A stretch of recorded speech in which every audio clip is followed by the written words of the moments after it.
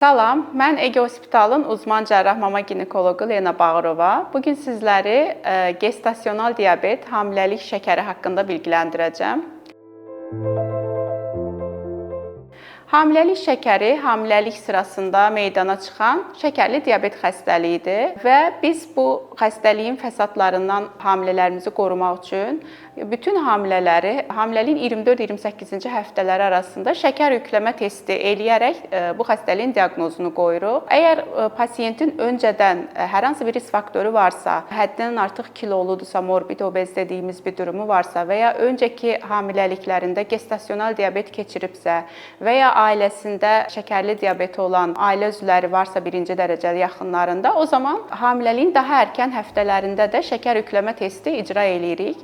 Şəkər yükləmə testi 50, 75 və 100 qramlıq şəkər yükləmə şəklində olur və bunun nəticəsinə görə biz əgər hamiləlik diabeti diaqnozunu, gestasional diabet diaqnozu qoyuruqsa, öncəliklə pasiyentə diyet veririk. Diyetlə requla eləyə biliriksə bu şəkildə davam edirik. Amma əgər diyetlə qan şəkərləri requla olmazsa pasiyentin, o zaman insulin müalicəsinə keçilməsi gərəkir. Pasiyentlərimizə ən tədirgin eləyən bir nüans odur ki, əgər insulin başlamışıqsa biz bu pasiyentlərə asıllıq yaradar və ya bir ömür boyu istifadə etməsi gərəkə bilər ondan sonra.